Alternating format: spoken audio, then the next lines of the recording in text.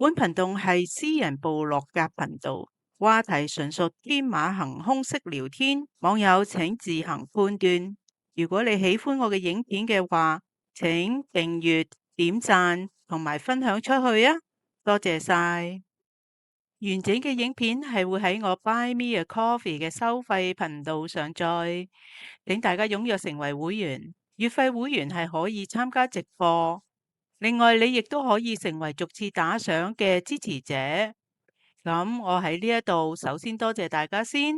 咁我哋喺 Buy Me a Coffee 直播見啦。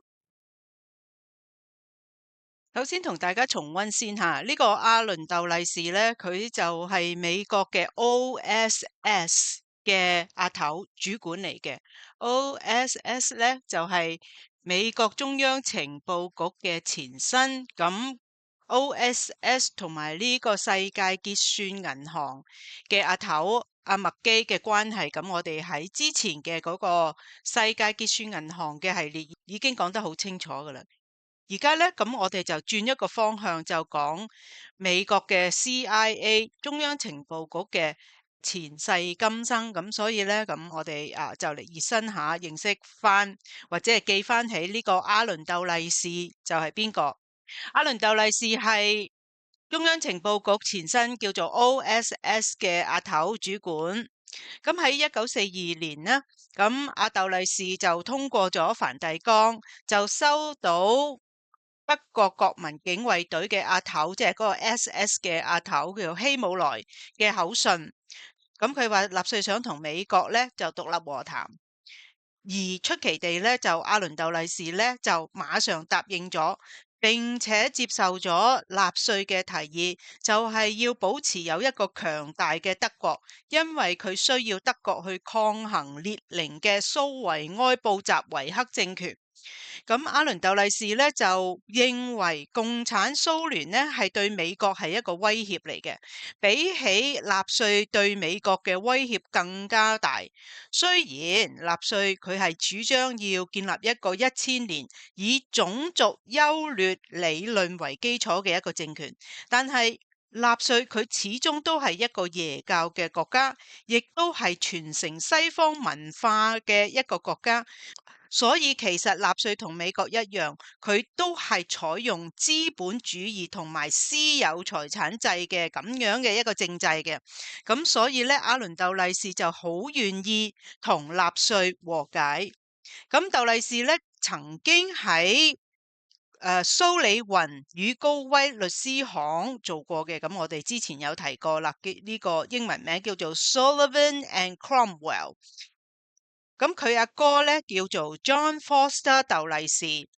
係呢一間律師行嘅 partner 嚟嘅，合夥人嚟嘅。而呢間律師行嘅生意咧，其實就係管理納粹嘅嗰啲軍火製造同埋佢嘅生意營運嘅。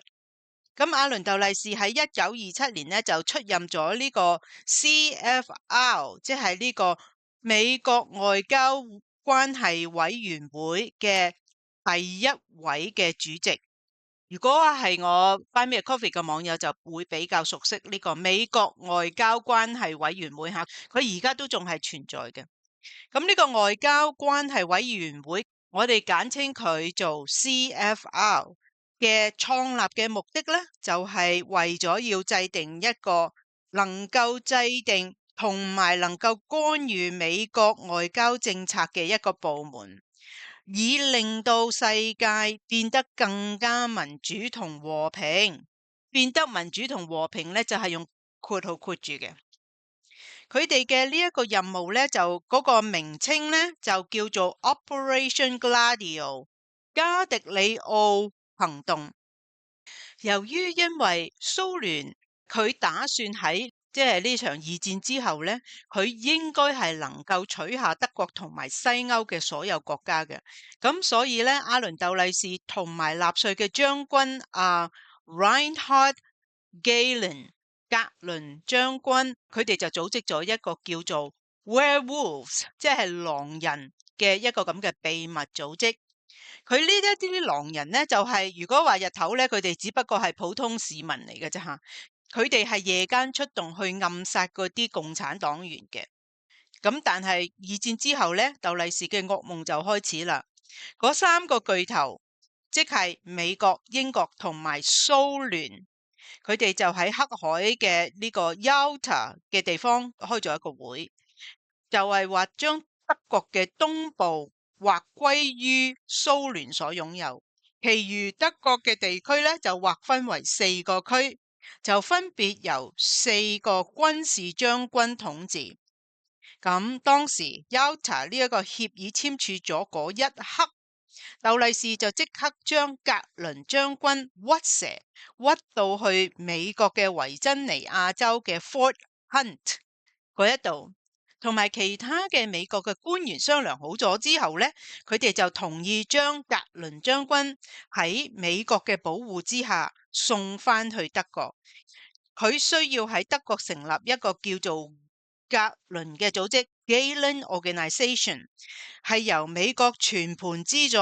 佢哋嘅主要任務呢，就係要招攬一啲打游擊嘅軍人，而呢一啲被招攬嘅人呢，佢哋係需要喺第三國際呢係有軍階嘅軍人嚟嘅，而組成一支秘密嘅軍隊。而呢一支軍隊咧就唔係再叫做狼人 werewolves 啦，而係改名為羅馬角鬥士 The Gladiator， 而佢哋嘅名稱就改成 Gladio 加里迪奧行動，因為 Gladio 加里迪奧就係羅馬角鬥士用嚟殺敵人嘅短刀。喺意大利嘅黑貴族當中，有一個家族叫做保加斯 Borghese。如果係女士咧，就比較熟悉呢一個牌子，係因為佢係出品一啲好高檔嘅化妝品吓。Borghese。咁呢個保加斯家族咧，就有一位王子叫做 Junio Valerio Borghese 吓。之後我哋就會叫佢做黑王子保加斯。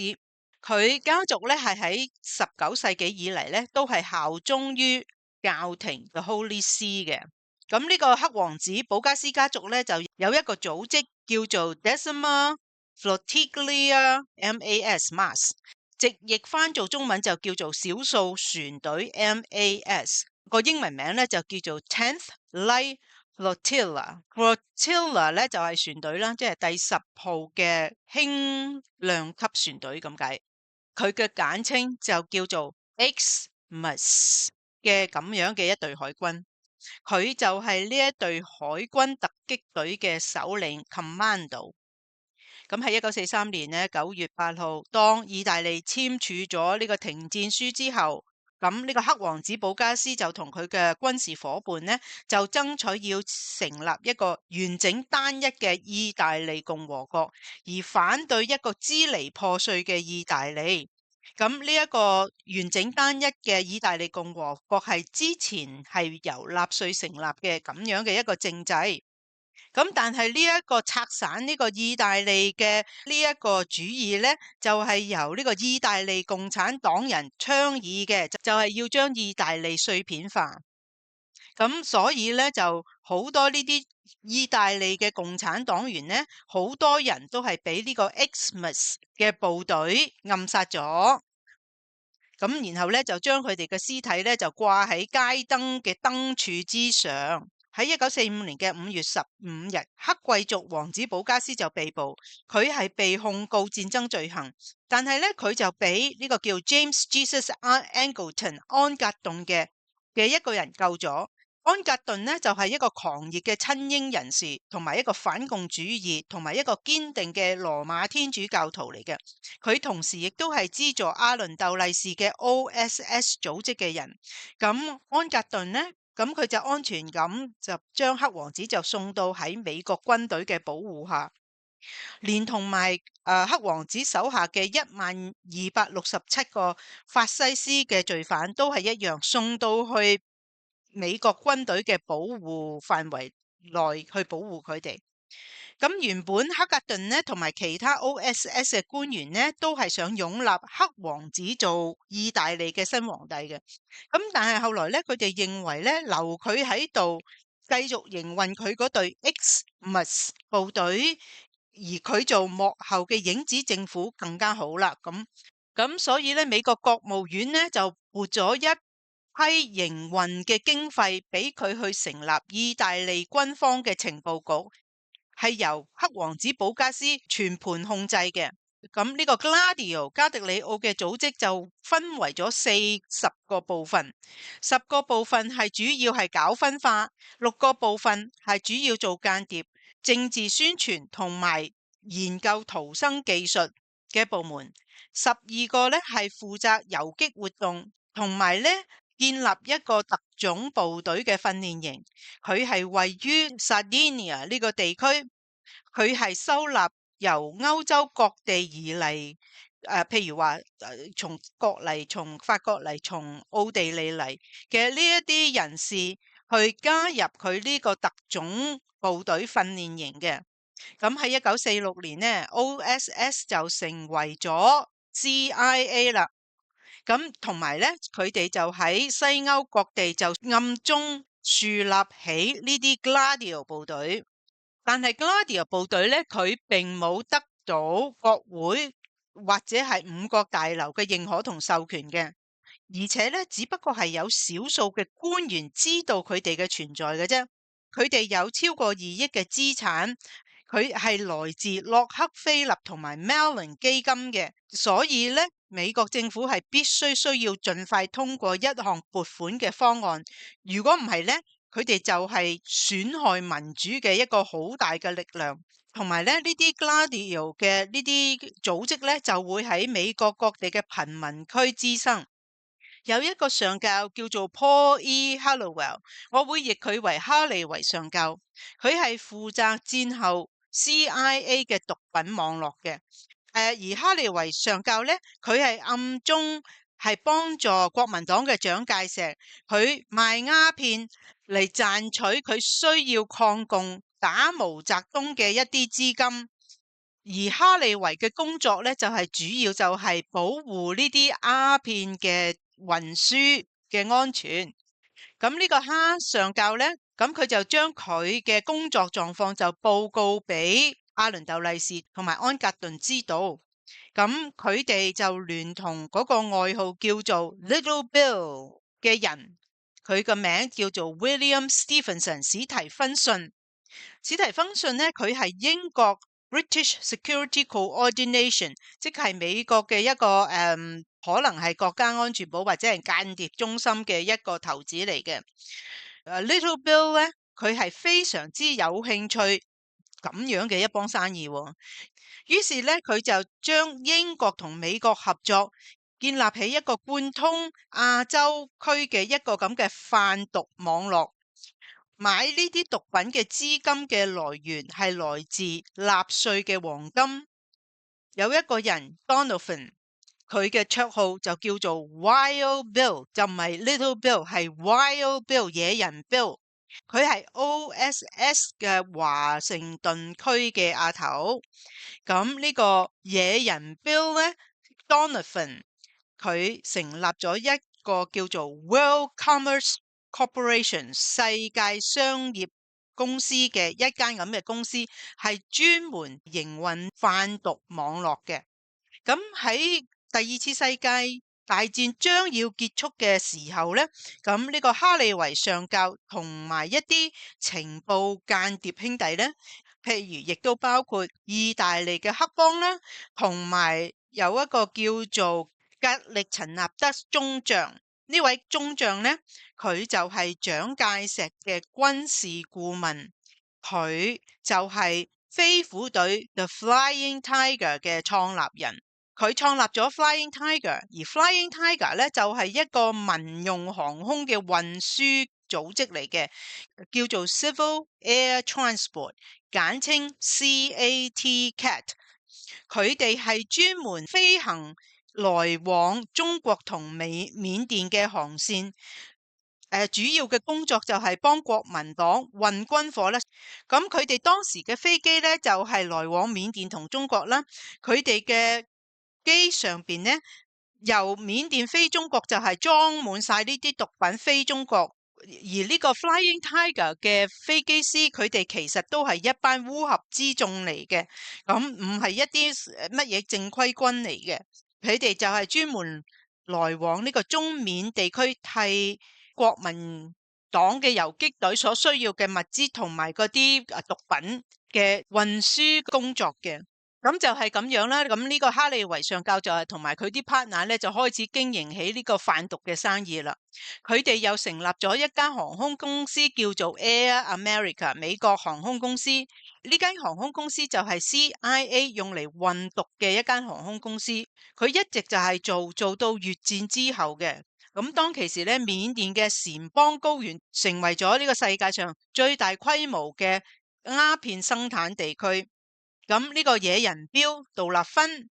佢想成立一個中央情報局，佢同哈利維宗教咧就參考咗蔣經國嘅嗰一種做法，就係咧喺美國各地嘅貧民區咧販賣毒品。咁由於第二次世界大戰，其實佢係打斷咗好多毒品嘅運輸嘅。咁尤其是喺紐約同埋哈林區啦，佢哋對鴉片嘅需求係越嚟越大。咁尤其是係哈林區嗰啲黑人爵士樂廳，甚至乎係嗰啲黑人嘅音樂人嗰啲群組咧，佢哋嗰個對毒品嘅需求係非常非常之大。咁所以咧，哈利維上校咧其實已經係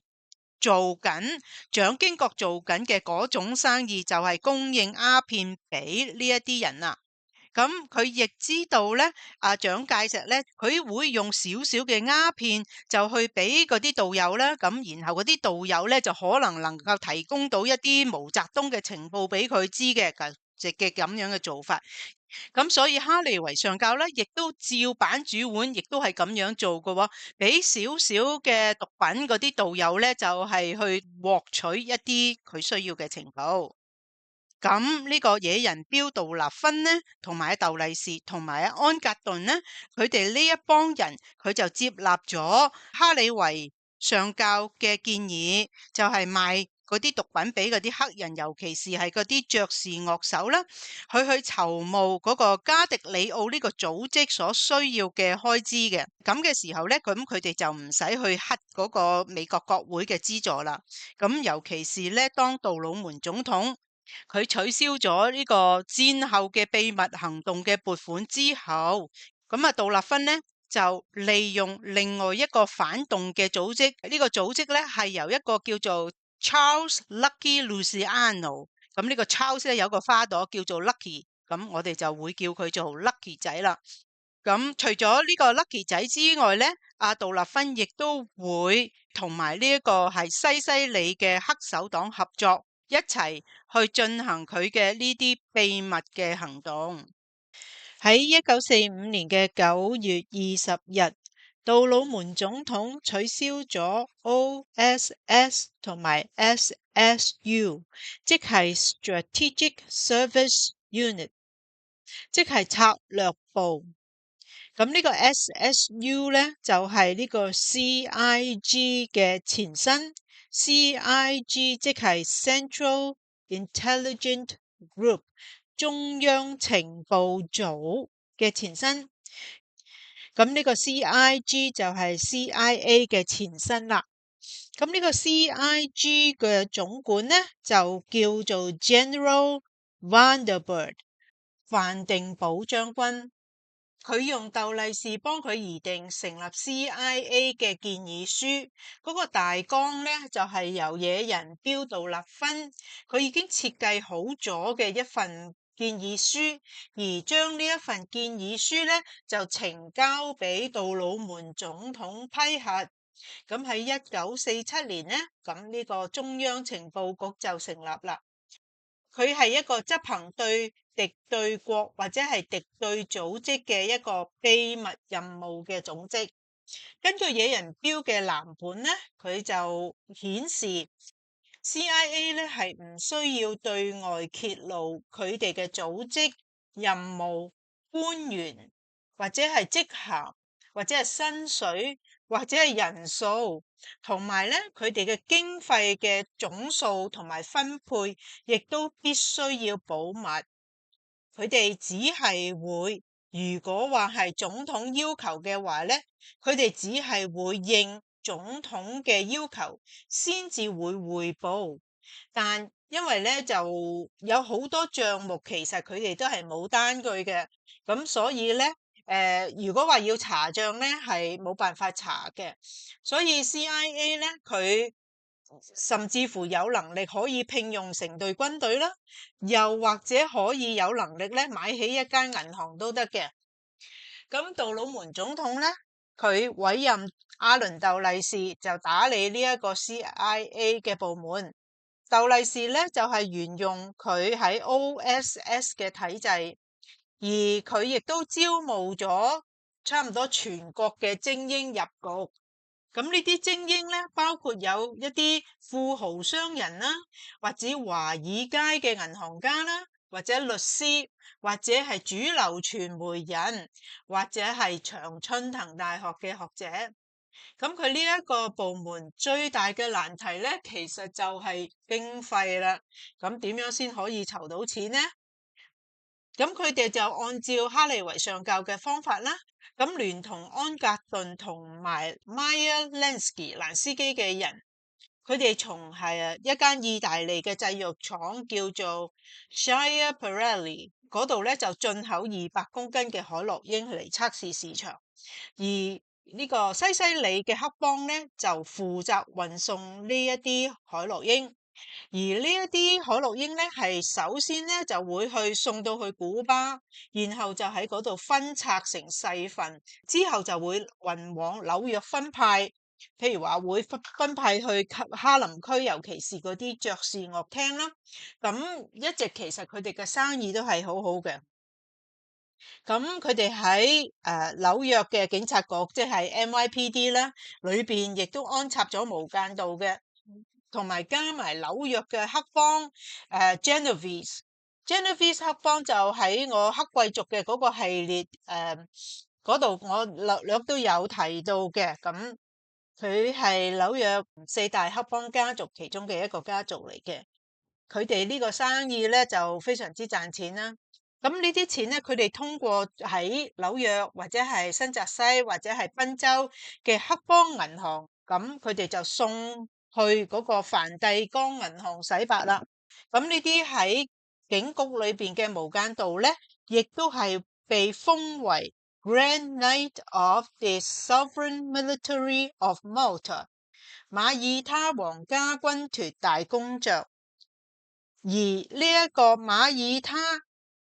皇家軍團呢，就係 Holy See 教廷嘅軍隊嚟嘅。喺第2次世界大戰嘅時候呢，意大利係一個有最大可能成為西歐第一個共產國家。咁所以咧，呢個 CIA 嘅竇利士啊、野人標杜立芬啊同埋安格頓呢，佢哋都必須要阻止意大利嘅赤化。而最有能力升任做呢一件事嘅咧，就係阿 Lucky 仔同埋另外一幫人。嗰個阿頭個名就叫 Don Carlo， 就係呢兩幫勢力咧，先至能夠幫得到手，係制止喺意大利嘅共產勢力擴張。咁但係如果要請呢兩幫人做嘢嘅話咧，佢哋就要俾錢啦。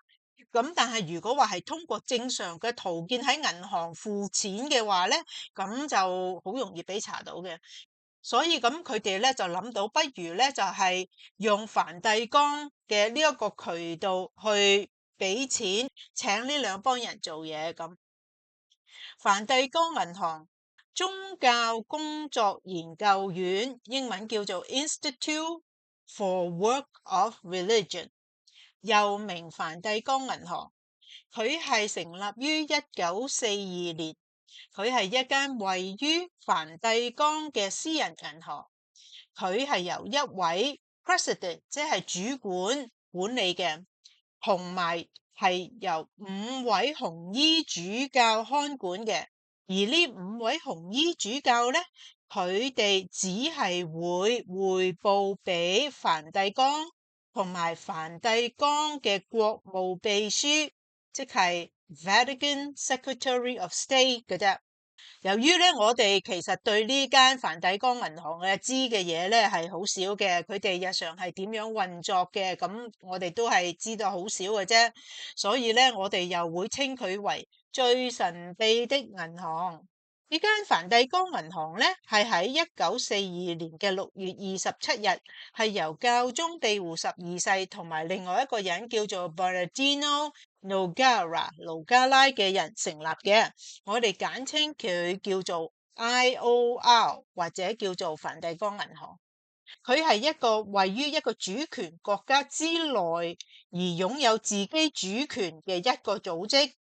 所以咧，佢係獨立於 Holy See 嘅存在，即係 Holy See 即係教廷嘅存在。所以咧，佢係一個不能夠被控告，同埋亦都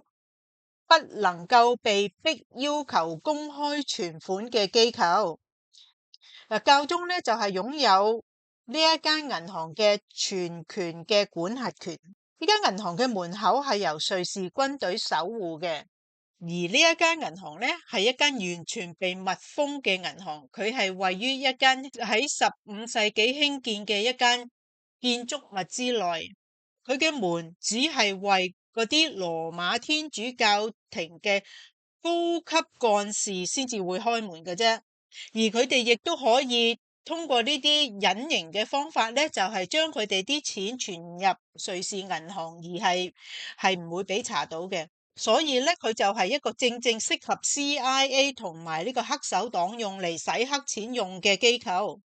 咁喺1947年呢，教宗庇護12世咧，佢當然就歡迎呢啲人嚟洗黑錢啦。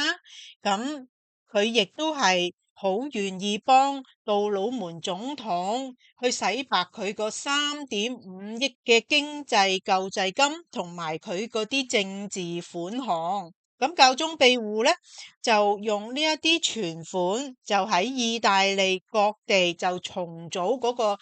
俾墨索里尼打散咗嘅嗰2萬個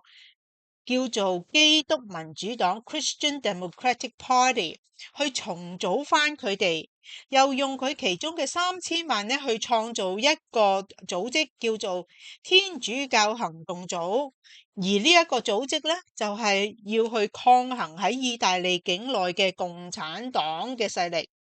咁喺第2次世界大戰將要結束嘅時候咧，咁庇護12世佢又好等錢使，所以佢就要幫阿倫竇利士佢哋呢一幫人嘅要求，就幫納粹黨逃亡，同埋咧甚至咧係幫嗰啲納粹一啲高層啊，幫佢哋隱藏喺梵蒂岡之內。咁喺1945年呢，咁教宗就封呢一個野人標杜勒芬為 Grand Cross of the Order of Saint Sylvester， 中文譯做聖斯菲士特令嘅大十字。咁呢一個 Grand Cross 咧，大十字咧就係教宗騎士團內嘅最高嘅爵位嚟嘅。咁嘅時候咧，咁即係話教宗亦都係有權力使用杜勒芬手下嘅 Gladio 羅馬角鬥士短劍會，咁替教宗辦事啦。咁喺1949年，庇護12世咧就頒告同呢一個叫做 Holy Mother Church 聖母教堂同埋佢嘅教徒分割，因為佢話Holy Mother Church 咧就同共產黨勾結，咁所以咧亦都同時咧教宗庇護12世亦都加強佢同 CIA 嘅關係。咁呢一個天主教民主黨咧，佢每年都會收到 CIA 嘅2000萬嘅資助嘅。咁 CIA 咧亦都同時設立咗一個叫 Vatican Desk 嘅一個部門，係專門係嚟處理 CIA 同埋教宗嘅通訊嘅。佢哋亦都係及住嗰個喺赤化區，即係蘇聯或者係被赤化咗嘅前天主教國家裏邊嘅嗰啲教士們嘅通訊嘅文件嘅。咁呢個 Vatican Desk 咧，佢係由安格頓主理嘅。咁但係安格頓咧，佢係效忠於 Holy Mother Church 嘅聖母教嘅，而佢亦都係同野人標杜勒芬一樣，佢亦都係呢個皇家馬耳他軍團嘅騎士，而皇家馬耳他軍團令呢，簡稱 SMOM，佢嘅歷史可以追溯到十字軍東征嘅時期嘅。咁呢個馬耳他皇家軍令呢，佢有一個特別嘅任務，就係要幫助基倫將軍。咁基倫將軍就係呢個納粹組織嘅其中一個情報分子啦，希特拉嘅一個情報分子啦。咁而納粹黨打敗仗嘅時候呢，咁阿倫竇麗士就將佢屈咗去美國，咁然後呢又送翻佢翻歐洲。就係喺美國嘅保護之下，要去組織一個組織，叫做羅馬角鬥士短劍會嘅一個組織，就係去抵抗呢個蘇聯喺歐洲嘅勢力。咁所以咧，無形之中教廷咧，亦都喺呢個 Gladio 呢個組織咧，亦都佔咗一個非常重要嘅地位。大概喺1949年左右啦，咁喺意大利高西加島嘅黑幫，佢哋要向喺法屬印支地區嘅柬埔寨、寮國同埋越南去學習點樣提煉鴉片嘅技術，因為 CIA 係非常之需要呢一啲技術嘅。咁但係由於喺法國馬賽當地嘅嗰啲港口咧，係俾共產黨所控制住嘅，而佢哋嘅碼頭工人呢，好多都係屬於馬賽共產社會主義聯合黨嘅工人嚟嘅。咁所以呢啲碼頭工人呢，就阻止呢啲從法屬印支半島嚟嘅貨船喺佢哋嘅碼頭嗰度上落貨。咁即係喺1947年嘅2月3號呢，咁呢個馬賽嘅共產社會主義聯合黨呢，就同埋碼頭工人就發起大罷工，佢哋唔肯上落由法屬印支半島嚟嘅海洛英。咁所以呢 CIA 小丑局呢，就請咗 Lucky 仔去揾高西加嘅黑幫大佬，叫做安東尼居里尼，去追擊呢啲罷工嘅工人。芝加哥呢，係歐家幫嘅黑幫嘅地盤，而歐家幫嘅黑幫呢嘅組織，佢有另外一個朵嘅，就叫做大猩猩 Gorilla。而 Gorilla 大猩猩呢個組織呢，佢係幫梵蒂岡銀行管控賬戶嘅團隊，佢哋係負責數以萬計嘅從教宗法令或者係從高級天主教徒，包括係教宗自己嘅銀行戶口呢，都係由呢個大猩猩組織團隊所管理同埋負責嘅。咁即係話教廷嘅所有嘅銀行嘅賬目呢，都係由位於芝加哥歐家幫地盤嘅呢個黑幫所管理同埋營運嘅。咁咧，佢其中咧有一位成員叫做 Paul Macinkus，保羅馬先告斯。咁呢個馬先告斯咧，佢原本咧就係呢個 Gorilla 大猩猩組織嘅成員，亦都係芝加哥黑幫嘅成員。但係後來咧，佢就因為係要幫教廷管理佢嘅賬目啦，咁所以咧馬先告斯咧後來咧就被教宗封為主教，咁就方便佢處理教廷嘅一啲賬目嘅事項啦。當其時咧，教廷就係出咗一份叫做 Canon 2335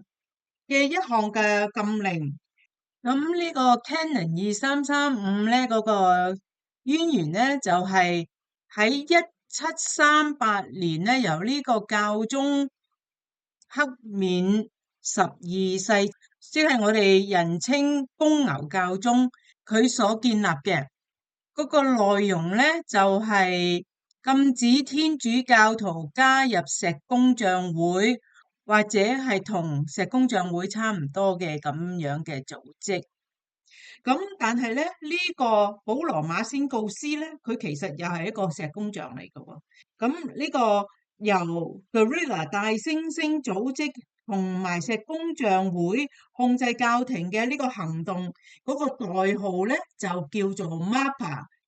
咁我哋個大紅人冼東拿咧，就佢通過同埋呢個大衛甘迺迪，大衛甘迺迪嗰間銀行，大家有記得係伊利諾大陸銀行啊嘛，就即係芝加哥地區嘅，芝加哥係位於伊利諾州嘅。咁嗰個銀行家就係大衛甘迺迪。咁呢個馬先告斯咧，就係通過冼東拿同埋大衛甘迺迪兩位嘅引薦去俾教廷嘅。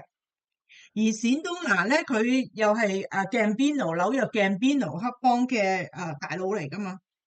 咁之後咧，咁冼東拿咧就係幫 Gambino 黑幫就搭咗呢一條能夠通往西西里同埋教廷嘅一條金融通道。咁之後咧，西西里嘅黑幫咧就成功咁買下咗一間位於日內瓦嘅銀行，叫做 Fina Bank。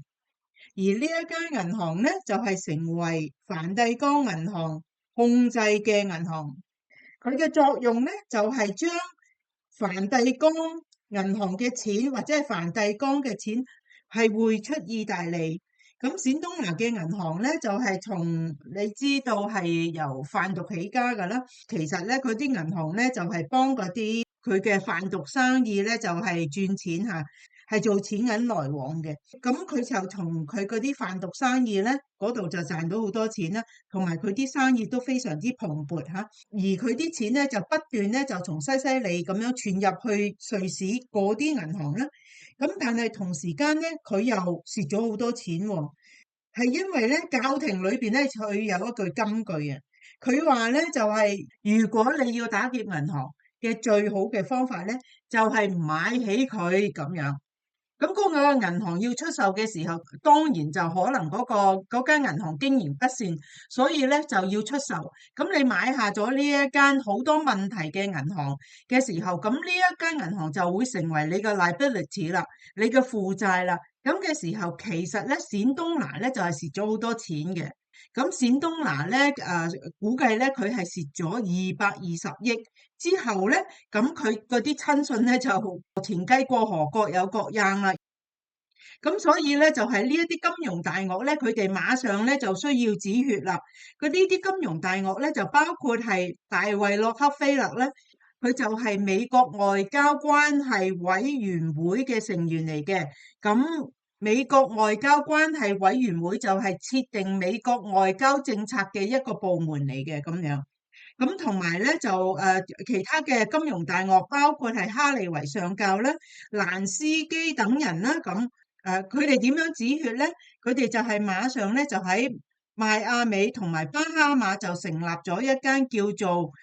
Castle Bank and Trust 嘅一間銀行，專門咧係處理佢哋從拉丁美洲同埋遠東嚟嘅嗰啲由販毒生意賺嚟嘅錢嘅營運。咁即係話咧，將嗰啲錢咧就撥喺另外一個獨立嘅呢一間 Castle Bank and Trust。咁咧，如喺60年代咧，咁都可以話咧係毒品充斥嘅年代嚇。咁我哋咖啡室嘅會員，咁你知道啦嚇。咁嗰個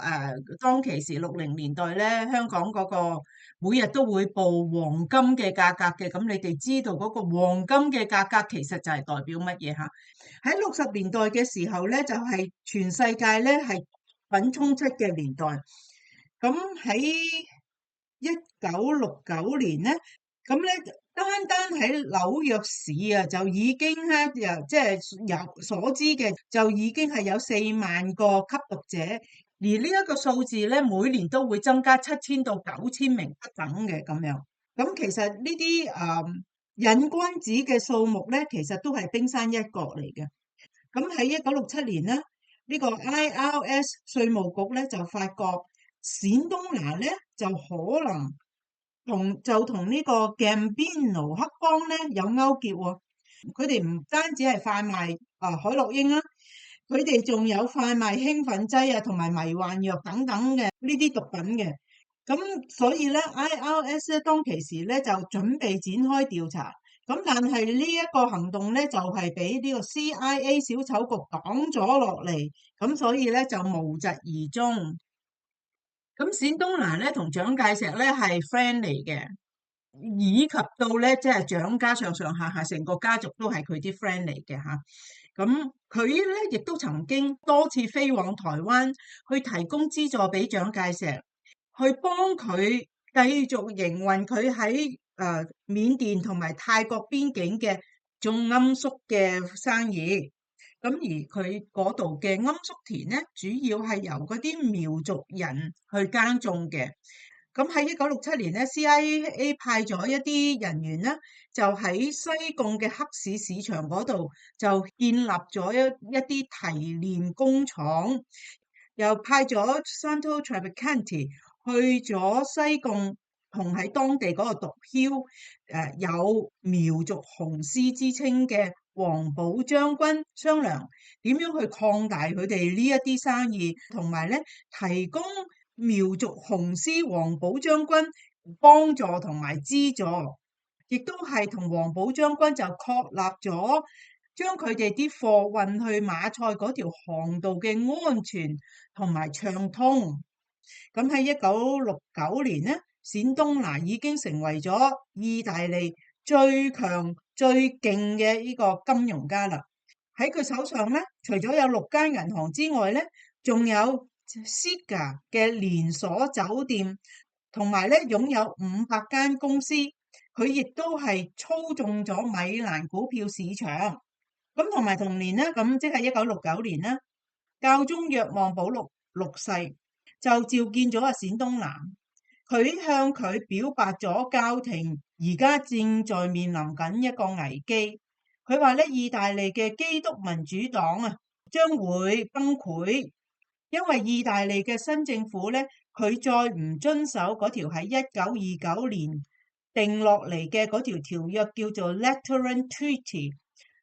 呢條 treaty 咧就係關於給予梵蒂岡旗下所有嘅物業嘅免稅權嘅咁樣一條 treaty。咁佢話意大利新政府上台之後咧，就唔再 honour 呢一條 treaty 啦。咁所以咧之後咧，教廷就需要每年要俾超過2.5億嘅稅。所以咧，教廷當其時就面臨咗一個非常之大嘅危機。咁所以咧，教宗保祿6世咧就向冼東拿求救。咁冼東拿咧就提議教宗咧就係將佢嘅資源從意大利嘅投資轉向去美國投資。咁樣嘅時候咧，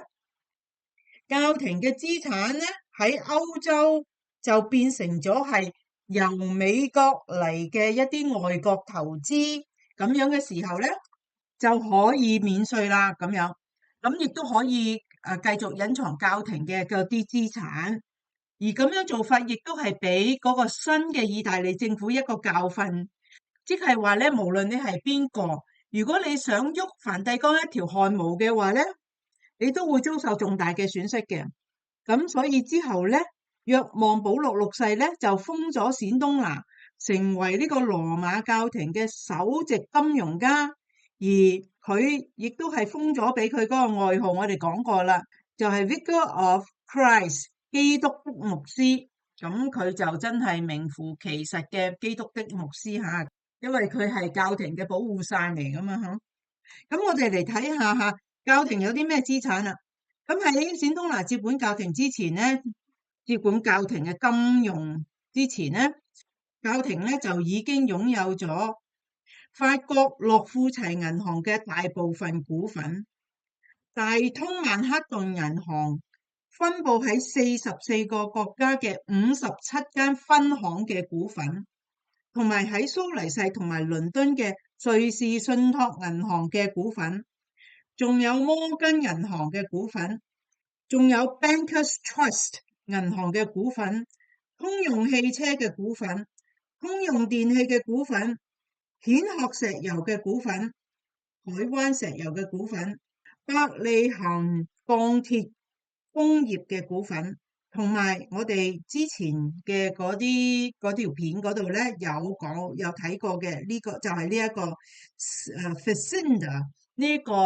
綜合企業嘅家庭就係佢嘅董事會成員嚟嘅。咁而呢個 Fazenda 嘅呢個綜合企業咧，佢個資產總值係1.95億里拉，佢有42間公司，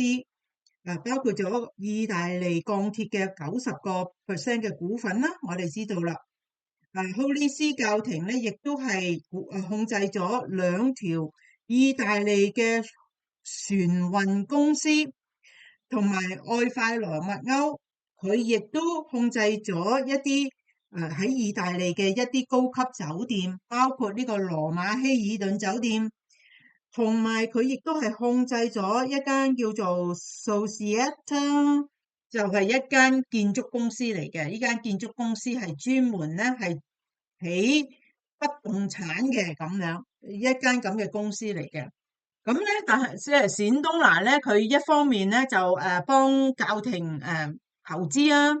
幫教廷管理佢嘅金融咧，但係咧佢另一方面咧都係食夾棍㗎喎。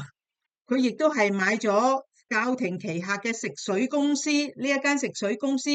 而成為呢間公司嘅最大嘅股東，亦都買下咗呢個教廷所擁有嘅一間製藥公司，叫做 Serono 嘅大部分嘅股份。而呢間 Serona 嘅製藥廠咧，佢係專門製造避孕藥嘅。咁呢啲所有嘅呢啲活動咧，其實都係非常之低調咁進行嘅，為咗避免引起大家嘅注意，最重要嘅就係唔好引起個稅務局嘅注意。咁當梵蒂岡轉咗嗰個投資方向去美國之後咧，咁就引致到好多教廷持有嘅意大利公司嘅生意崩潰執笠啦。意大利嘅失業率咧突然間飆升啦。意大利嘅貨幣里拉咧就突然間暴跌，同埋人民嘅生活咧就嗰個指數急升，意大利人民嘅嗰啲儲備咧就一夜就被蒸發咗啦。咁冼東拿咧有個 friend 咧就叫做 Charles Bluhdorn。Charles Bluhdorn 咧佢旗下有一間叫做派拉蒙電影公司，大家好熟悉啦。而呢一間派拉蒙電影公司就正正就係嗰間拍咗教父電影嘅嗰間公司。而喺嗰個教父嘅片裏邊咧，教父咧佢係唔賣粉㗎喎。咁所以咧，點解我係唔中意睇戲嘅就係咁解。所以因為電影嗰啲嘢係好假嘅，電影就係一個夢工場嚟嘅，佢哋嗰啲嘢都係俾人發夢嘅啫嚇。其實即係非常之假嘅。而1969年咧就係呢個 Gladio 世界秩序嘅一個大躍進年，因為當其時咧就係嗰個左傾運動咧就係喺世界各地咧就非常之蓬勃，佢係香港都係嘅。香港喺60、70年代嘅時候，嗰個左傾嘅運動係非常之蓬勃啊，包括香港都發生暴動事件啊嘛，都係嗰啲左仔喺度搞暴動啊嘛，係咪？而亦都係因為呢個北約咧，佢加入咗呢個越戰啊，喺越南打嘅戰爭咧，所以咧就更加成為咗呢一個 Gladio 世界秩序嘅加速師。呢啲左傾嘅活動咧喺世界各地興起啦，包括咧佢哋會將哲古華拉同埋毛澤東標榜成為民族英雄。而呢個傳統嘅天主教嘅教義咧就開始瓦解，咁意大利嘅共產黨嘅興起，即係 Italy's Communist Party， 佢喺全國嘅大選中咧，佢哋取下咗27% 嘅票喎，同埋咧就喺意大利各個地區咧就樹立起佢哋嘅共產黨嘅分部。咁包括咧，譬如話喺佛羅倫斯啦，喺 Bologna 啦、巴洛尼亞啦、喺 Tuscany 啦、喺 Umbria 啦，等等等等好多嘅呢啲地區咧，都設立咗佢哋嘅共產黨嘅分部咁樣。咁嘅時候咧，咁喺呢一種咁嘅情況之下，即係話嗰個傳統嘅呢個民族意識同埋呢個新興起嘅共產黨嘅民族意識，佢哋互相爭地盤，佢哋互相鬥爭咁樣嘅一個情況咧，正正咧就係俾 CIA 咧就係鷸蚌相爭而漁人得利，而呢個漁人就係 CIA，CIA 就係喺一個咁動盪、咁多衝突、咁多爭拗嘅一個年代咧，就能夠方便推出佢個新世界秩序。喺第二次世界大戰之後咧，全世界都面臨緊一個被共產化嘅危機，咁亦都包括埋喺中南美洲啦。咁之前我哋講過咧，美國嘅小丑局咧係全程負責運送由法國港口開往古巴嘅運毒船咁啊，所以話咧，美國小丑局 CIA 咧，佢係同 Holy See 交廷，佢哋係生意伙伴嚟嘅，合作營運毒品嘅生產同埋製造同埋售賣嘅。而共產黨咧就係佢哋嘅敵對勢力，就係嚟搶地盤嘅咁。咁呢一個搶地盤嘅呢一場戰爭咧，亦都係喺中南美洲咧進行得如火如荼嘅。Holy See 咧喺巴拿馬同埋巴哈馬，嗱巴拿馬就喺呢度啦，最近應該個個都知啦。巴哈馬就喺呢度啦，就係科羅拉達佛州對開嘅一啲小島群啦。咁 Holy See 就喺個巴拿馬同埋巴哈馬兩個地方咧，就設置咗好多空殼公司。咁當然就係喺冼東拿嘅協助之下啦，咁佢哋可以喺呢啲地方嗰度設立咗好多空殼公司。佢哋咧就係負責將販毒嘅錢咧存入去呢啲公司。之後呢啲錢咧就會轉入去 Banco Ambrosino。咁我哋之前咧有提過呢一間公司嘅咁。咁咧就嚟認識下呢一間公司先嚇。咁呢度咧有一則即係主流傳媒嘅新聞，NBC 嘅新聞啦。咁咧佢就講呢個梵蒂岡銀行係洗黑錢嘅呢一件醜聞啦。咁佢話咧就係梵蒂岡銀行咧就係被控告啦嚇，就係佢話佢係洗黑錢咁樣。咁呢段新聞咧係幾時嘅新聞咧？呢段新聞係12月12號2010年嘅新聞。咁佢就話咧，佢話呢間梵蒂岡銀行 No Ordinary Bank 就佢係拉丁美洲嘅 ATM 提款機嚟嘅。咁咧嗰啲教士啊，天主教教士咧係佢係喺嗰啲獨立私人嘅門口出入嘅。咁嗰間銀行咧，咁就掛咗大幅嘅就係本篤十六嘅嗰個相啦。咁嗰陣時係本篤十六做教宗啊嘛，係咪？咁咧佢就話咧呢個呢個宗教研究所，即係梵蒂岡銀行咧，佢就係被話佢洗黑錢2300萬歐羅，即係3000萬美金啦，係咪啊？呢個應該係美金嚟嘅咁。涉嫌係洗黑錢嘅。咁梵蒂岡銀行咧就係話，你哋誤會啦，咁樣即係咁樣啦。咁然後咧就係梵蒂岡銀行咧就睬你都有味啦嚇，咁就唔理睬呢個指控咁樣。2009年咧就係話梵蒂岡銀行咧用假名就 withdraw 咗提款咗86萬就係喺嗰啲意大利銀行嗰度提款咗係65萬歐羅。咁但係咧佢哋就唔提供呢啲錢嘅來源同埋佢嘅去處，咁亦都係唔理睬嘅呢個提問。咁應該唔係淨止一單啦，係咪？咁另外咧就話又提款咗2600萬美元，即係2000萬歐羅咁樣。去喺法蘭克福嘅 J.P. Morgan 咁度，咁樣咧即係一連串嘅呢啲錢銀轉嚟轉去，但係咧就冇向意大利政府交代呢啲錢係點樣嚟嘅，同埋佢嘅去處。咁我可能即係根據意大利嘅法律，呢啲咁大筆嘅數目咧，一定要講嗰啲錢喺邊度嚟，同埋佢個去處咁樣。咁所以咧，意大利有關當局咧就話呢個梵蒂岡銀行咧洗黑錢啦，嗱咁樣即係有一啲咁嘅新聞嘅咁。咁而呢一間 Banco Ambrosino 咧係一間由冼東拿控制嘅一間銀行啦。咁然後咧嗰啲錢咧就會轉入去呢間梵蒂岡銀行咯。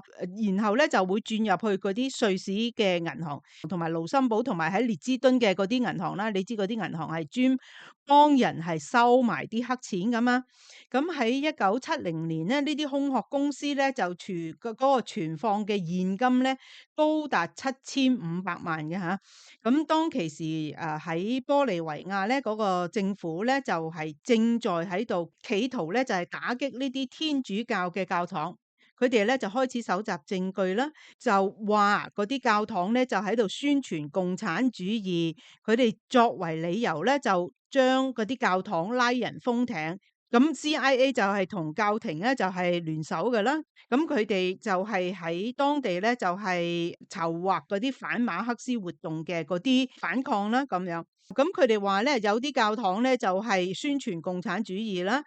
所以咧就要拉人封艇啦，尤其是係將嗰啲外國人嘅神職人員即係啲神父修女驅逐啦咁樣。咁同埋咧小丑局咧就亦都係幫手反嗰啲馬克思活動噶嘛。佢哋咧就會由炸教堂，以至到推翻當地政府嘅活動，呢啲都係即係小丑局嘅所做嘅嘢啦。咁咧，亦都係包括埋咧，就係暗殺一連串嘅教士。咁其中有一位教士咧，就叫做 Oscar Romero 嘅紅衣主教，亦都係被暗殺嘅。其中一個案例咧，就係喺1976年嘅2月啦。咁小丑局咧就資助咗喺阿根廷嘅政變。一陣間我哋會講到呢場政變，就係關於貝隆總理同埋貝隆夫人嘅。咁咧話說咧，基辛格咧，佢哋係知情嘅，包括埋當其時嘅美國政府，即係福特政府，以至到列根政府，佢哋都係知情嘅嚇呢啲事情。而佢哋亦都係默許小丑局做呢件事。咁之後咧，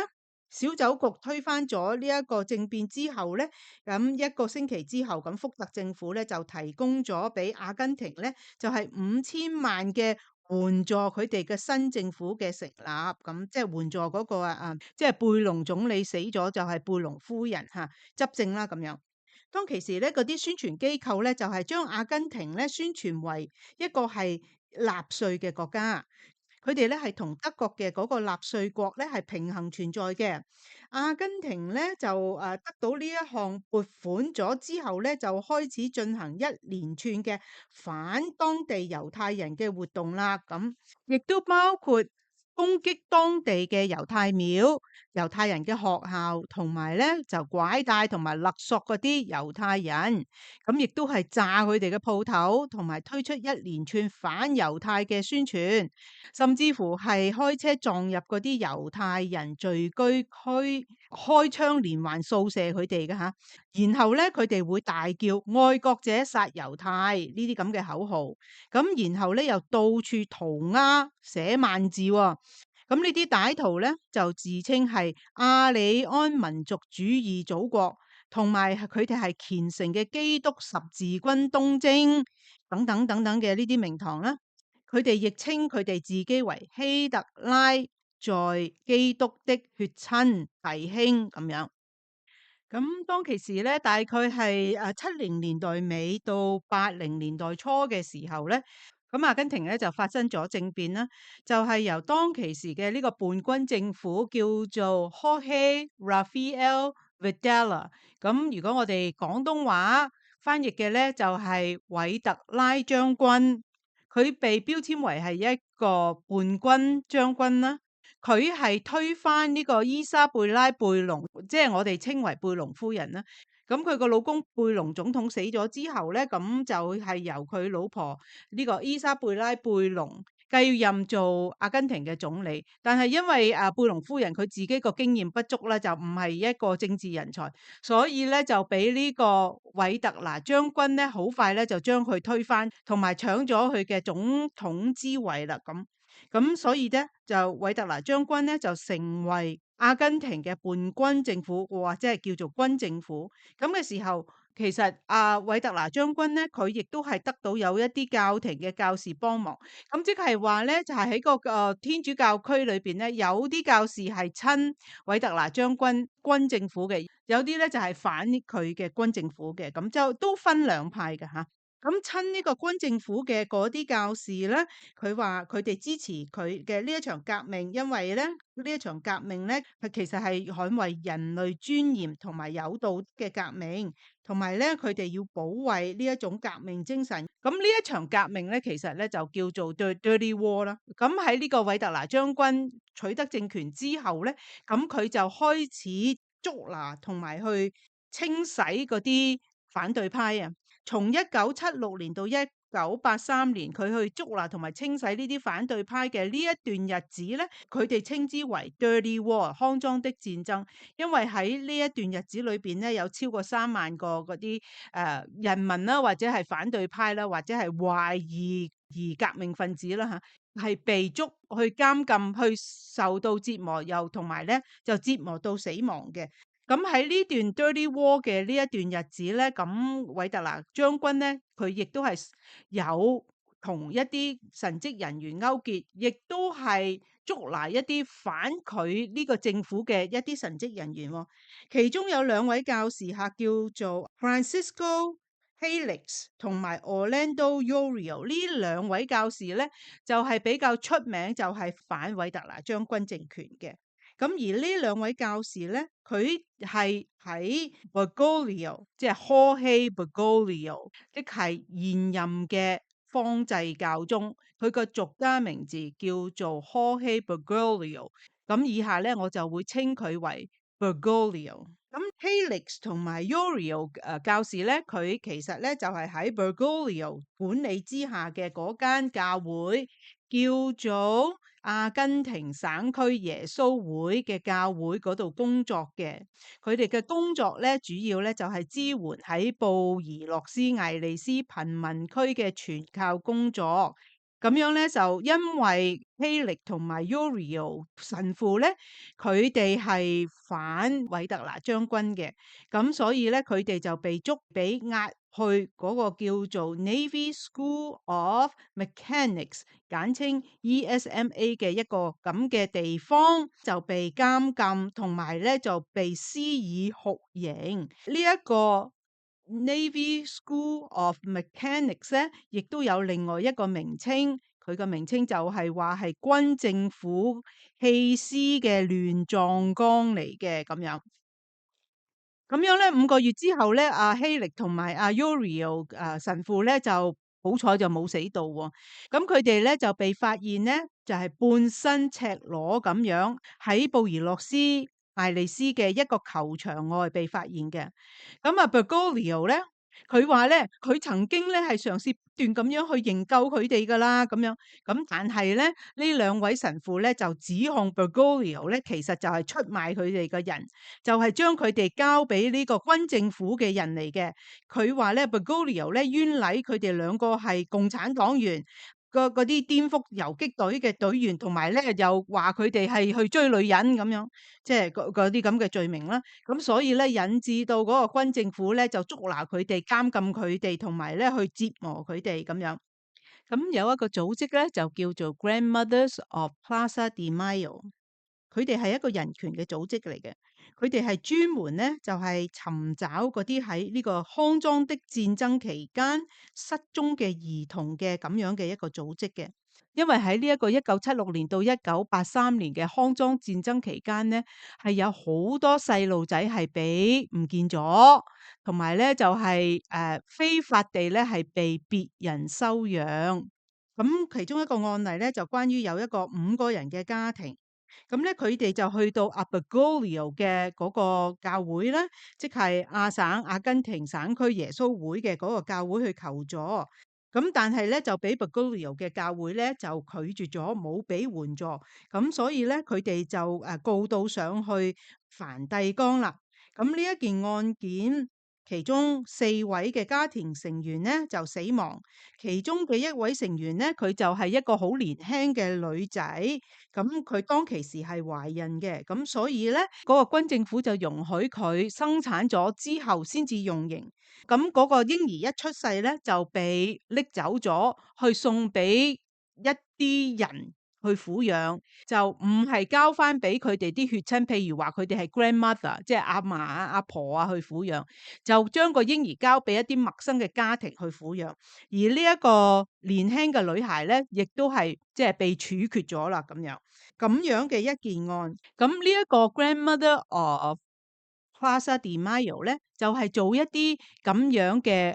人權嘅工作嘅，同埋去尋找嗰啲失蹤嘅兒童嘅工作嘅。咁當其時咧，佢哋咧就去詢問阿 Bergoglio 咧，就係關於呢件案嘅。咁阿 Bergoglio 咧就話：誒，我唔知道呢件事喎，有一件咁嘅案咩？咁樣。咁其實咧，當其時咧都有數以百計或者係數以千計嘅嬰兒咧係失蹤嘅嚇。咁受害嘅家庭嘅其中一個成員咧就話佢覺得咧就係 Bergoglio 咧就被質問呢件事嘅事情嘅時候咧，佢就表現得斯斯縮縮啦咁樣，同埋咧對於佢哋一家五口俾軍政府行刑呢件事咧，就亦都係即係好冷漠啊，對於呢件事就無動於衷啦。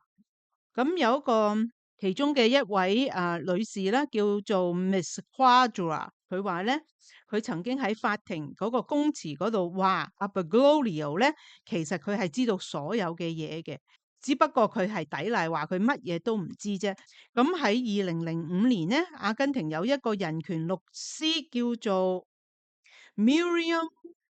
Bregman，咁佢就入稟阿根廷法院，就告阿 Bergoglio 咧，佢合謀綁架同埋虐待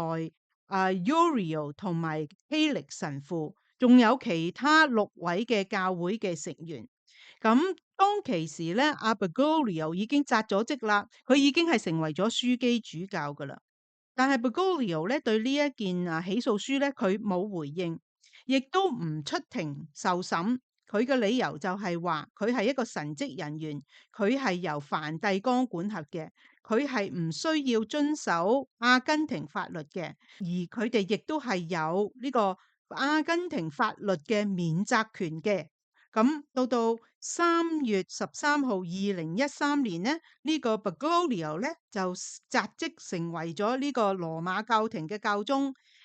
，8號放祭。但係佢另外亦都係有一個朵，佢另外嗰個朵就叫做華盛頓的教宗。咁阿 Bergoglio 嗰個喺美國嘅天主教嘅教徒中個聲望非常之高噶噃，嗰個民望佢係高達88%高嘅民望嘅。因為咧，其實即係好少人都知道阿 Bergoglio 個底嘅，佢係第一位被控告反人類罪行嘅教宗嚟嘅。咁好啦，咁我哋講翻呢個Gladio 羅馬鬥士短劍會嘅呢一項行動Operation Gladio。咁咧佢個美洲版咧就叫做 Operation Condor， 中文即係禿鷹行動。佢咧就係專門咧就係搜集嗰啲左派嘅情報啦，左派即係嗰啲共產黨馬克思支持者嗰啲情報嚟嘅。而執行呢一個 operation 嘅國家包括有阿根廷啦、巴拉圭啦、烏拉圭啦、保利維亞啦、智利啦等等咁樣，已經係從1965年到1981年嘅由呢個 Gladio 羅馬鬥士短劍會嘅分支出嚟嘅一個行動。咁羅馬鬥士短劍會咧 Operation Gladio 咧，佢嗰個執行嘅範圍咧，就主要係喺歐洲啦，咁而佢哋做過啲咩豐功偉績咧？咁譬如話嗰個1966年嗰個法國戴高樂總統被行刺咧，佢就係由 Gladio 執行嘅，係佢哋嘅傑作嚟嘅。咁喺1967年推翻希臘嘅國防部長嘅嗰一個行動，亦都係 Gladio 嘅傑作嚟嘅。咁喺1981年咧，喺慕尼黑嘅啤酒節喺呢一個地方啦，我唔識讀噶啦，你知吓，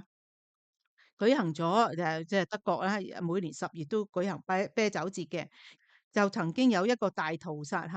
咁咧就死咗13人，同埋咧有213人就傷咗咁。咁而呢一個美洲版 Operation Condor 禿鷹行動咧，就係喺拉丁同埋南美洲各地咧，就提供軍事策略國防同埋協助佢哋啦去重建國家等等啦，等等啦。譬如話，當阿根廷嘅貝倫總統佢當選成為總統之後咧，咁美國小丑局咧就送咗7000萬俾佢哋嘅政治團隊啦。咁但係咧，可惜佢就做咗13個月嘅總統，就因為心臟病發而死亡。咁由佢個夫人貝隆夫人就即位。咁但係因為佢即係女人啦嚇，又冇咩天分啦，咁樣就唔係一個能夠擔起呢個重任嘅人。咁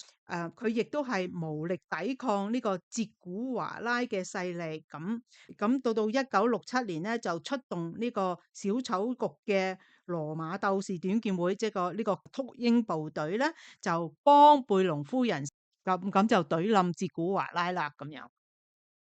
咁上一集咧，我哋就講咗呢個柯希總教主嘅嗰個前半生啦，係咪？咁但係佢而家就已經係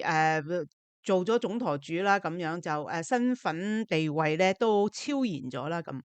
咁喺意大利咧，咁你知道呢個羅馬天主教廷就係羅馬帝國嘅延伸啦。咁佢羅馬帝國有好多貴族啦嚇，大概自從係50年代之後咧，咁好多嗰啲羅馬嗰啲黑貴族嘅成員咧，佢哋都加入呢個黑幫。咁同時咧，佢哋亦都係支持呢個小丑局嘅 Gladio 嘅行動。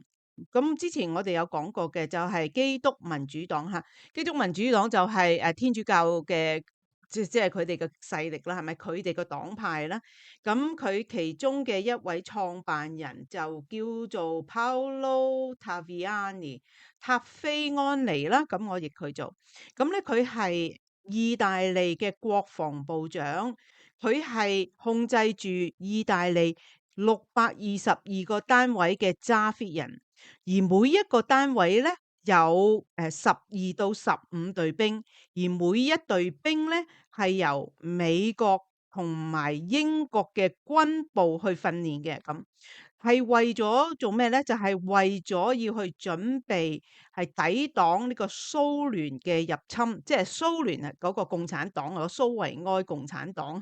嘅入侵嘅。咁因為當其時咧，嗰個蘇維埃嘅共產黨咧就係入侵歐洲，就同呢個傳統嘅羅馬教廷咧就爭地盤，所以咧小丑局聯同羅馬教廷聯同意大利黑幫嘅勢力聯手去抵抗呢啲共產黨嘅勢力。就唔係一邊忠一邊奸，只不過咧就係大家喺度爭地盤啫吓。而呢一個國防部長塔菲安尼嘅呢個行動咧，就叫做 Catholic Gladio 天主教的短劍會行動。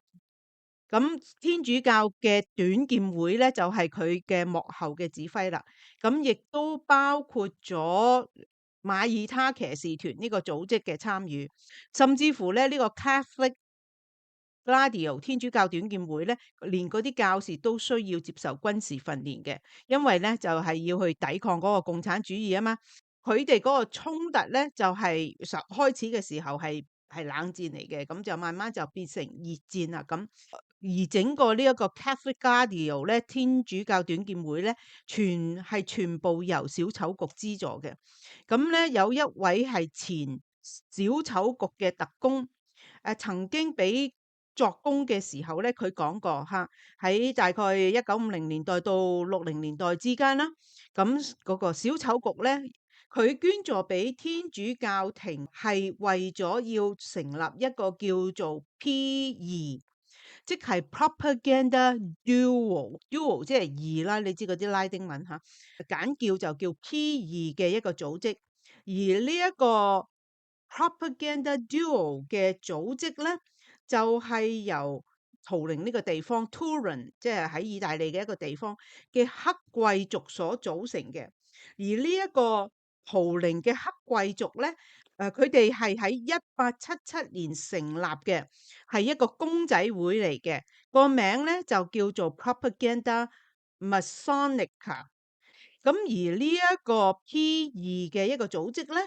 就係一個軍事嘅黑幫組織嚟嘅。佢哋嘅成員咧，主力咧就係即係搞政治啦，其他咩都唔做噶啦。咁喺1924年咧，咁阿墨索里尼佢咧就將意大利境內嘅公仔會組織就定性為非法組織。咁直至到阿倫竇利氏咧，呢個 OSS 即係小丑局 CIA 嘅前身 OSS 嘅創辦人阿倫竇利氏。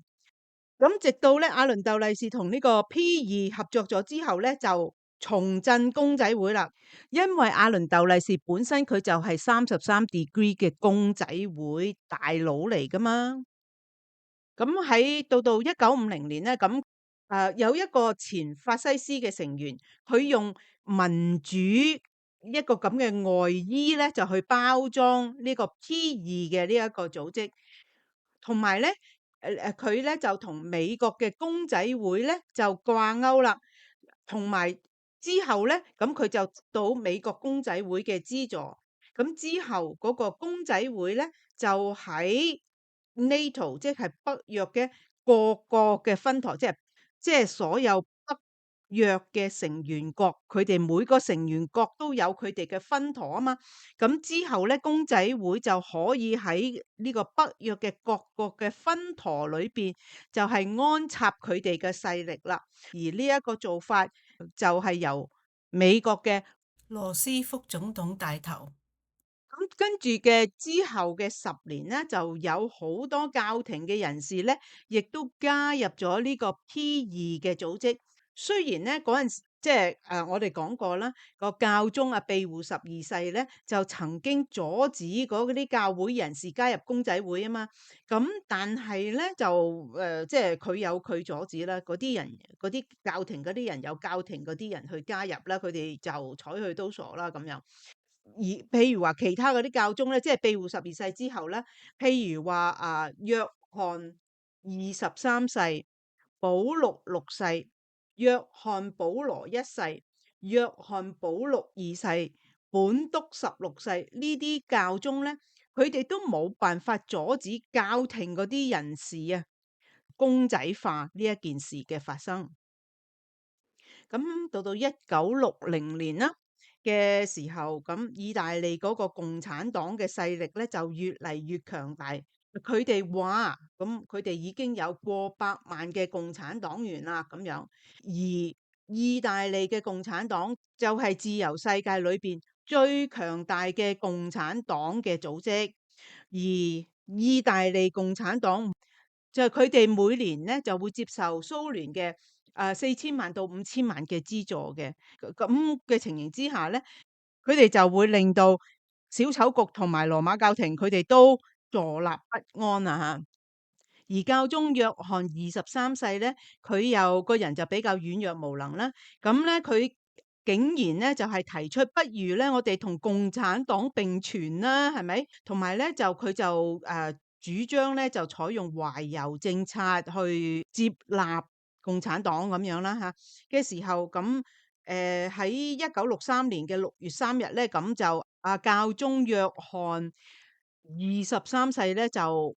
胃癌死咗喎，咁樣嚇，裏邊會唔會有玄機咧？咁樣嚇，咁就大家發揮想像力啦嚇。咁呢個小丑局咧，佢控制咗下一個教宗嘅推舉啦。咁即係咧，即係佢哋又閂埋道門啦，喺度密針啦，咁然後又放黑煙，又放白煙，嗰個 procedure 啊，即係嚇。咁下一屆嗰個教宗咧，嗰個俗家嘅名叫做 Giovanni Battista Montini，咁我就譯佢做莫天尼啦，佢個俗家名嚇。佢個法號就叫做保祿6世。咁咧，佢其實就係天主教 Gladio 嘅支持者嚟嘅。佢亦都喺即係2次世界大戰嘅時候咧，喺 OSS 即係阿倫竇利氏呢個局即係嗰度任職過嘅咁樣。到1943年嚇，阿倫竇利氏咧就係 OSS 個 director 啦。咁佢喺羅馬呢個叫做 Rhodes Via Sicilia 呢一個地址呢個地方，佢就成立咗一個影子嘅組織，叫做 Office of Reserve Affair 咁樣。咁而呢一個組織咧，係同當地嘅意大利嘅國民警察局佢哋係合作嘅。咁羅馬教廷同埋 OSS 咧，即係 CIA 嘅前身嚇，喺第二次世界大戰之後咧，佢哋都幫好多納粹嘅人逃離歐洲。咁咧，主要咧，佢哋就係幫佢哋去逃難去美洲、南美洲啊。嗰個做法咧，就係教廷梵蒂岡咧就會發嗰個梵蒂岡嘅護照俾呢啲曾經反共嘅天主教徒，即係你知道納粹係天主教徒嚟噶嘛，係咪？即係發呢個梵蒂岡護照俾佢哋去出國，主要咧佢哋就去阿根廷嘅。咁所以點解江湖傳聞就係講希特拉係冇死到，希特拉咧係逃離咗德國去咗阿根廷嘅嚇。咁係有相為證嘅咁，即係因為阿根廷咧就係嗰陣時係阿貝隆兩公婆喺度打骰啊嘛，所以咧阿根廷咧就係呢啲納粹逃亡人士嘅其中一個熱門嘅國家嚟嘅咁。而亦都有咧前納粹嘅一啲科學家咧，佢哋會逃難去美國啦咁。據聞咧係超過1600名嘅呢啲納粹嘅科學家咧，佢哋就逃難咗去美國。佢哋去咗美國之後咧，就喺一間叫做 Glenn L. Martin 嘅公司嗰度做工做研究，研究點樣製造戰機或者係武器嚇，或者係軍事武器。咁而呢間 Glenn L. Martin 咧，後來咧就改名改咗叫做Lockheed Martin 嚇，洛克馬田 Corporation， 同埋叫做 Republic Aviation 嚇。咁呢個 OSS 咧，即係 CIA 嘅前身，同埋另外一個組織叫 CIC，我有曾經講過嘅，叫做 Counter Intelligence Corporation 嚇，反情報部門。佢哋咧就認為啦，呢啲科學家啊、醫生啊、情報員啊，同埋呢啲工程師啊，佢哋係對於佢哋喺反共上咧係非常之重要嘅，所以點解都要幫佢哋去逃難，同埋要去保護佢哋，就係咁解啦。咁亦都係因為教廷佢哋援助嗰啲德軍逃亡同埋去避難啊，咁所以呢個莫天尼主教咧，即係後來嘅保祿六世教宗。咁咧呢個莫天尼主教咧就派咗一個人，呢個人叫 Gelly 嚇，去將喺克里米亞唔係克里米亞 Croatia 克里米亞。就係將藏咗喺克里米亞 Croatia 嘅價值8000萬嘅黃金同埋銀咧運去梵蒂岡銀行。咁之後咧，阿 Gelly 呢個人咧就成為咗梵蒂岡嘅常客貴賓啦。咁而 Gelly 咧，佢就係呢個 SS Division，即係嗰個係國民警衛軍係嘛？嗰個中文唔記得咗個中文。而 Gelly 咧就係有同嗰個德國嘅嗰個 SS 秘密警察嘅佢哋係有結盟嘅。咁 Gelly 呢個人咧喺1956年咧就係佢去過阿根廷啦。咁由阿根廷翻去意大利之後咧，佢就開咗一間床剪公司。其實咧呢一間做床剪嘅工廠咧，其實都係個門面嚟嘅。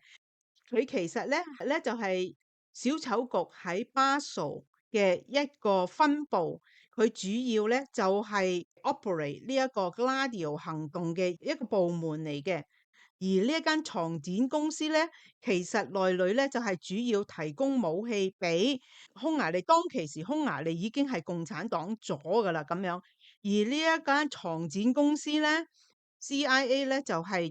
即係提供武器俾喺匈牙利嗰啲同共產黨對抗嘅嗰啲人啊，提供武器俾佢哋嘅。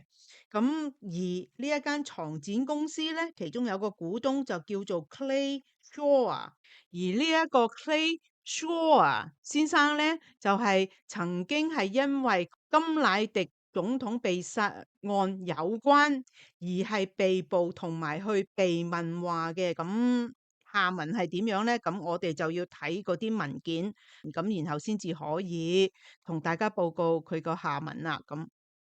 咁 Gelly 呢個人咧就加入咗呢個意大利公仔會啦，咁嘅時候就馬上已經係升級跳啊，成為33級嘅公仔會大佬啦，咁亦都咧成為咗一個被崇拜的分舵主咁樣。喺1970年代嘅時候咧，咁阿 Gelly 咧就係合併咗呢個 T2呢一個組織。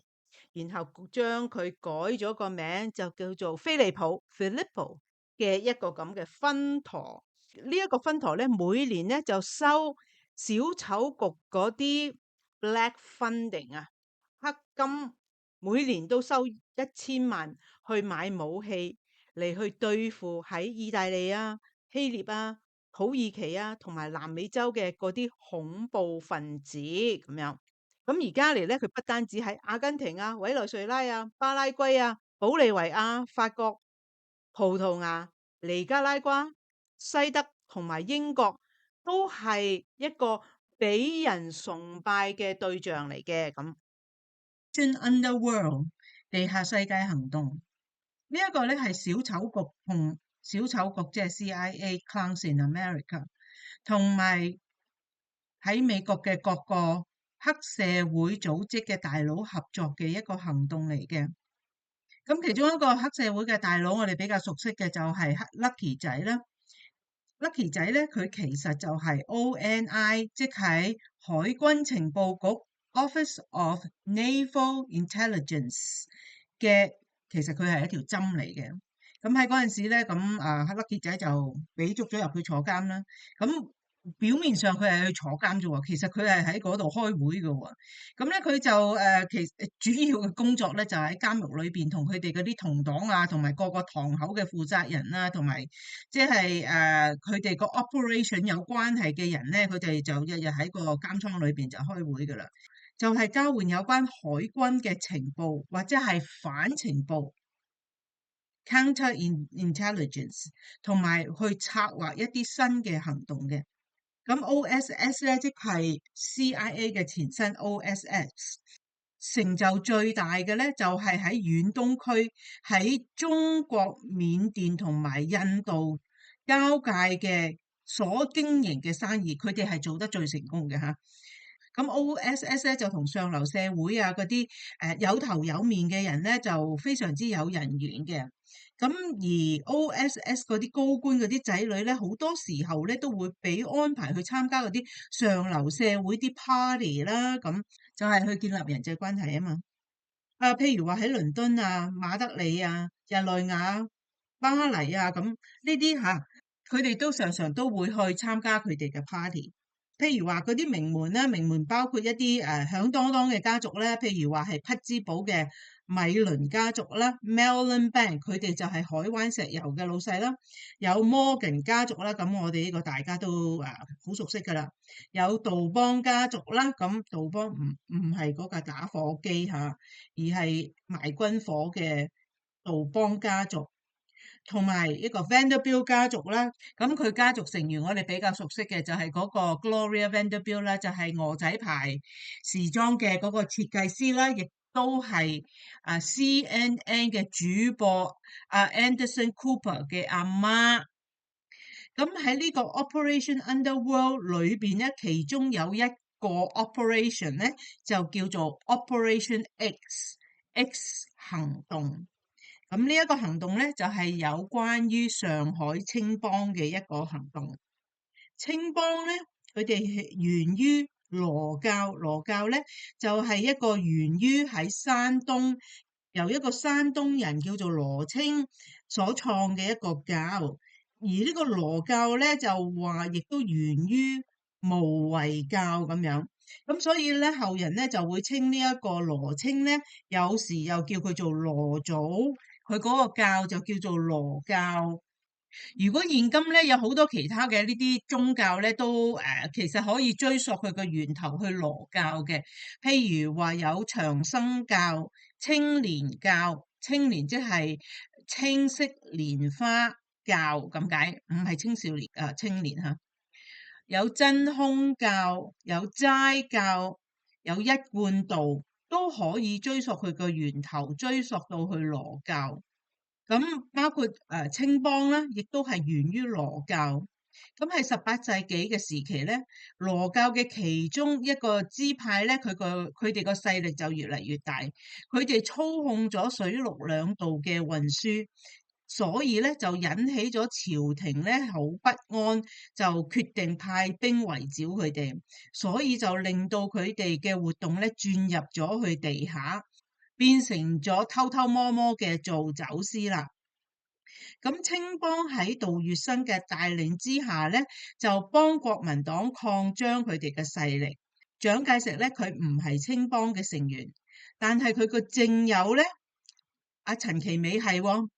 咁喺1920年到1930年間咧，青幫同埋上海政府咧就融合咗。咁之後咧，國民黨嘅勢力咧就越嚟越大啦。咁青幫嘅經濟來源咧，就係來自於種植同埋販賣鴉片。喺蔣介石掌權之前嚇，鴉片嘅種植同埋買賣咧都係好分散嘅，即係各個軍閥咧，佢哋都會經營一塊罌粟田去種佢哋嘅罌粟，同埋去賣佢哋嘅罌粟，所以咧就係有好多間呢啲鴉片公司都係由唔同嘅軍閥去經營啦。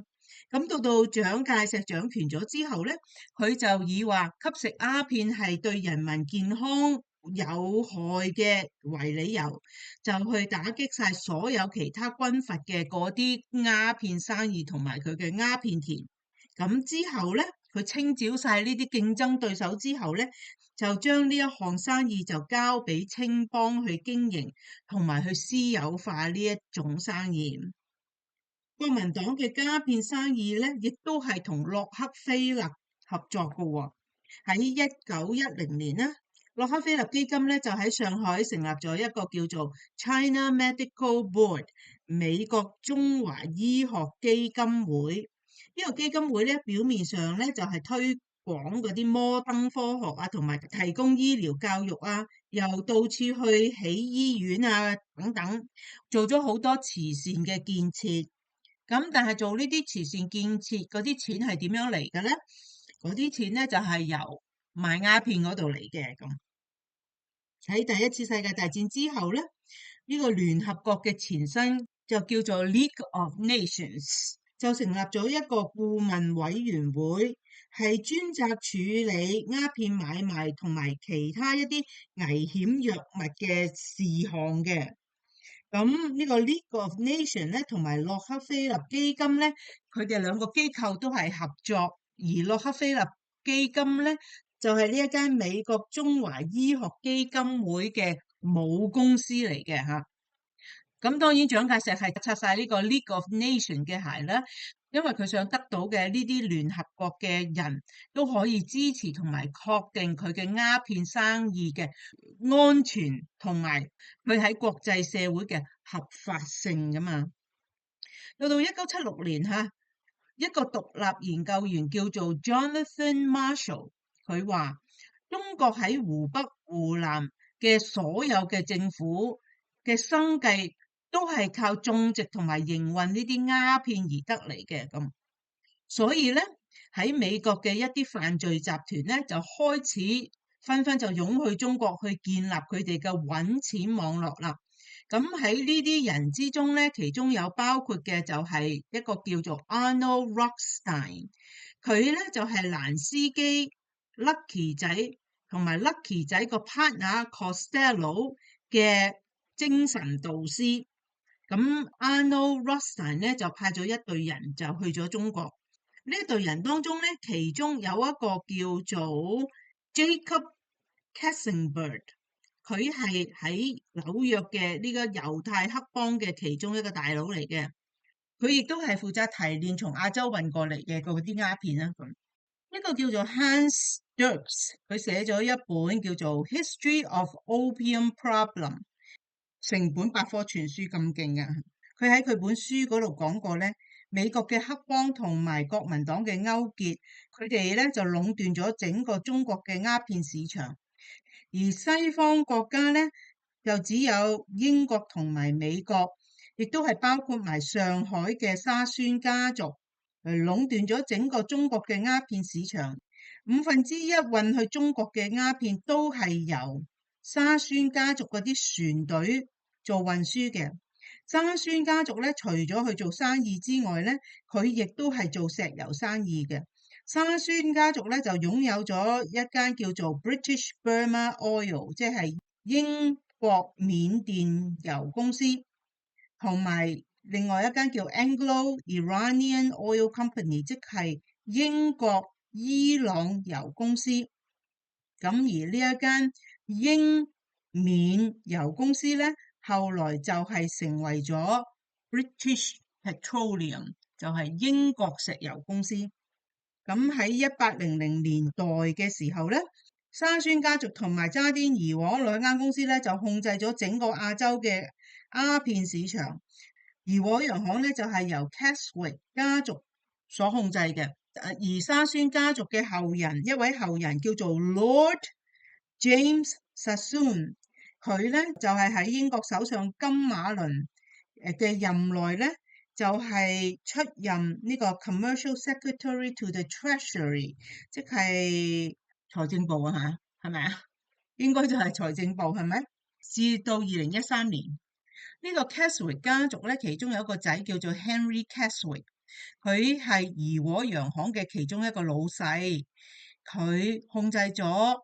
匯豐銀行 HSBC 同埋香港黃埔同埋上海工部局。Henry 咧有兩個仔，第一個仔叫做 John Henry， 第二個仔叫 William Johnston， 都係英國嘅 Special Operation Executive 嚟嘅，即係英國嘅一啲特別行動嘅一啲行政人員。有一位警員叫做 George White， 佢係 FBN， 即係 Federal Bureau of Narcotics， 即係呢個聯邦反毒組，同埋 OSS 嘅警員嚟嘅，即係官員嚟嘅嚇。佢咧喺1959年嘅時候咧，曾經逮捕過一個喺三藩市協盛堂嘅人，嗰個罪名咧就係話佢親國民黨、反共同埋咧走私海洛英。佢話咧喺三藩市有啲親國民黨嘅嗰啲幫會組織咧，就營運海洛英生意。後來咧佢又確認海洛英咧佢係來自共產中國咁樣。咁而 George White 呢個警員咧，佢就對協盛堂咧，其實佢係好熟嘅，因為佢喺1935年嘅時候咧，曾經喺一個放蛇行動，就係喺西雅圖嘅協盛堂嗰度放蛇，即係扮拆家，咁然後咧就逮捕咗30幾個協盛堂嘅成員。咁啊 George White 咧有一個 partner 叫做 Lafitte 咧曾經講過，歐洲最大嘅鴉片供應商咧就係中國。當 George White 介紹 Lafitte 入 CIA 嘅時候咧，咁嗰個聯邦反組咧就 recruit 咗一個藥劑師，個藥劑師個名就叫做 Sidney Gottlieb， 佢就係負責將一啲藥品咧就將佢提煉成為一啲真嘅藥品，咁真嘅藥品咧就係括住嘅，被括住，佢就係研究呢一樣嘢嘅。咁後來咧呢啲研究咧就更加擴大啦，譬如話有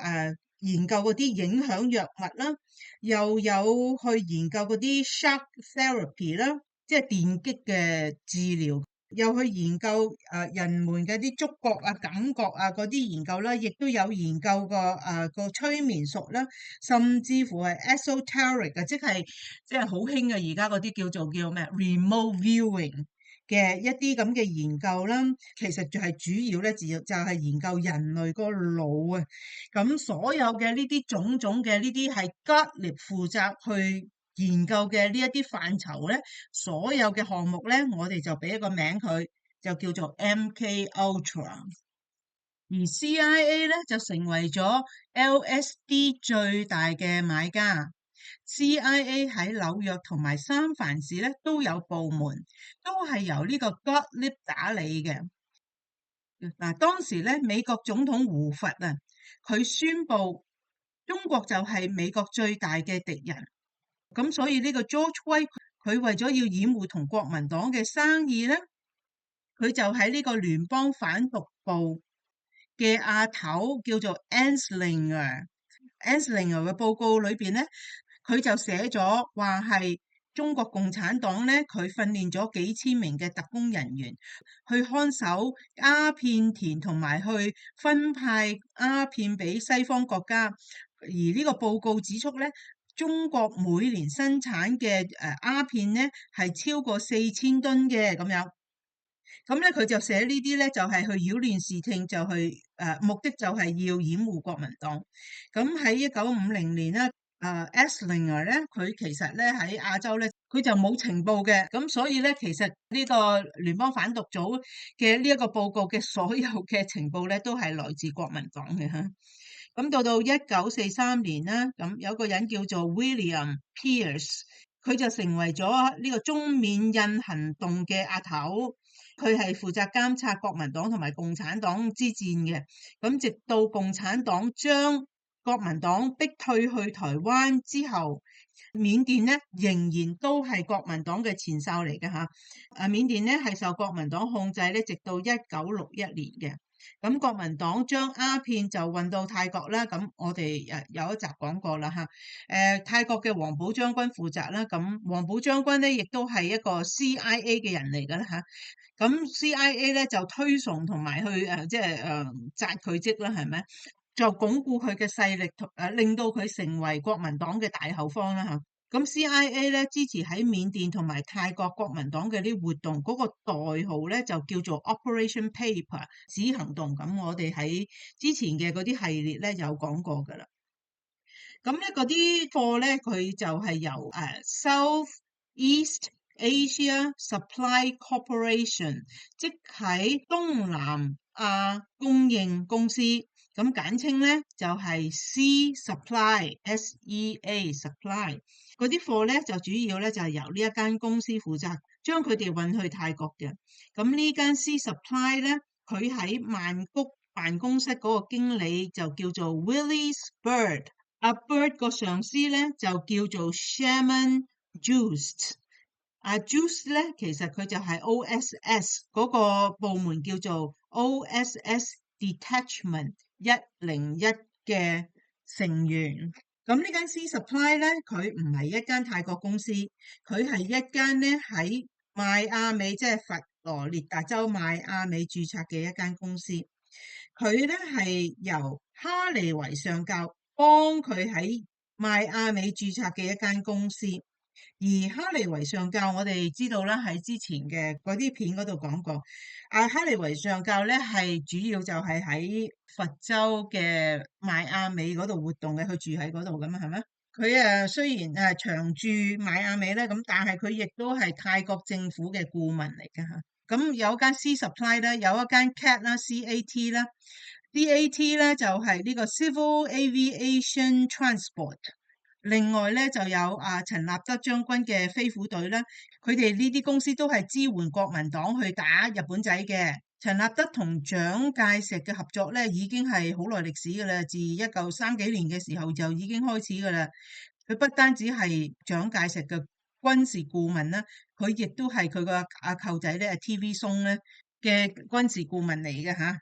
阿陳立德將軍嘅律師咧就叫 Corcoran。Corcoran 就係羅斯福總統嘅首席顧問，而 Corcoran 咧同埋哈利維上校都係幫陳立德推廣佢嗰啲飛行生意嚇。咁陳立德喺國內咧，佢常常咧就係出入一個叫做 China Lobby 嘅一個咁嘅組織，而呢個組織咧就係 CIA 嘅組織嚟嘅，就係幫國民黨去游說一啲政客商人大粒佬咁，